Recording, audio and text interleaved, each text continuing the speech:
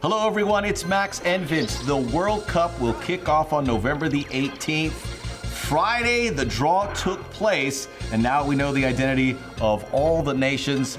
This is what we've been waiting for, the 2022 World Cup in Qatar. You know your path now, you know what's ahead of you. Now the fun starts. And it's got a very LAFC flavor to it. We'll get to that in a minute, but first let's show you the 8 groups that were announced and a few little things there. Obviously, we immediately look for the group of death. I don't know if you have one here, Vince, but there's a couple good candidates. In my estimation, certainly Group H, possibly Group E. It's Group H. And then the history between Portugal, Ghana, Uruguay, and that Korean team is a good team. It's a young team, a lot of talented people on that team. So that is the group of death, but I see a lot of parity throughout a lot of groups. You also look at some loose ends here just to fill them in. Group B, a Euro playoff, which will be either Scotland, Ukraine, or Wales. Group D, an intercontinental playoff, will be either Peru, Australia, or the United Arab Emirates. Group E will be either Costa Rica, New Zealand. Could be 4 teams from CONCACAF, which is good news. You obviously, the United States in Group B, we'll talk about that a little bit. And for the fans of Mexico, obviously looking to get to that 5th game, they will be competing there in Group, where am I missing that? Group C, of course. There's gonna be 4 games a day, so it's gonna be crazy, so enjoy it. But we are here to talk about the LAFC players, and Vince, I could not be more thrilled when you see how this World Cup begins. The opening game, Qatar versus Ecuador. Ecuador potentially featuring 2 LAFC players in Jose Cifuentes and Chiqui Palacios. Jose Cifuentes, Chiqui Palacios have played at every level for Ecuador. So for them to finally realize that dream of playing in a World Cup is a beautiful thing, but they know they have to fight for their places. So it's gonna be very apparent on them that they're gonna have to play well for LAFC in order to find a starting spot or even minutes in this Ecuador team. I have photographed the opening game of every World Cup in my mind, and I just can't imagine how exciting it would be for both those 2 players. It's not etched in stone that they start that game, but being called in, including Sifu for this last qualifier, they have good years here. It's not out of the realm of possibility they could be there. You have to imagine once you're a part of the pool, they've got their eye on you. So play well, you'll be there.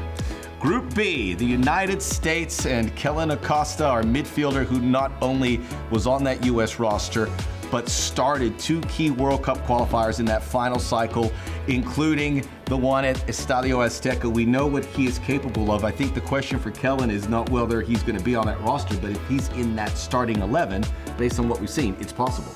I think he's got to be. When you look at the World Cup, and this is the first World Cup we're ever gonna have that's in November, December, it's even more compacted than it's ever been. You're talking about 3 games in 10 days. Greg Berhalter's gonna have to rotate, and Kellen Acosta is one of those first guys off the bench. I think he gets at least 1 start under his belt in those group stages. It doesn't end there. Let's go over to Group F, Canada, in their first World Cup since 1986, a historically significant moment for them. Maxime Crépeau started the final qualifier against Panama. Daniil Henry's in the mix as well. He's played some important minutes there too. Both are expected to be on that final roster. And again, a lot can change between now and November, but this Canadian team is going to be one of the more compelling stories because of their absence. The first game for Canada is going to be so important. It's against Belgium, and I think of Daniil Henry going up against Romelu Lukaku. What a matchup. And then our guy, Maxime Crépeau, the margins between him and Borjan, razor thin. We're not sure if he's going to get a start, but there's a lot of time between now and then where Max can make his case. But you know what I love about Max? He said, we're going there to win it. Why not? Why not, Canada? Why not?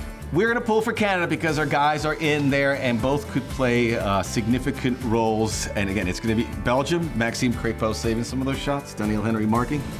I also wanted to include Group H because Brian Rodriguez played multiple games in World Cup qualifying early on. He still has aspirations. He could still get in there. Diego Alonso, the coach for Uruguay, has MLS ties. He used to be at Inter Miami, so he will be certainly keeping an eye on the Uruguayans here, including Brian Rodriguez. He has a big season ahead. No reason not to believe he could be in the mix. What do they say about the World Cup? Take the most informed players. Diego Alonso has made a change. He's brought in younger players. And when you think about inform, you think about goals, assists. That's what Brian Rodriguez can provide. He's already been a part of the setup, so he's a known quantity. But if he's scoring goals, he's having assists with LAFC, he will be there on that plane to Qatar. And it's got to be that carrot at the end of the stick for him. Yeah, you know he is feeling that. And you could also take a lot of pride, LAFC fans. Diego Rossi started the last game for Uruguayan qualifiers. He is also in the mix. And for a guy who's been there from the beginning from LAFC, now moving on, I think we can all be very proud about that. You know what this reminds me of a little bit? 2018.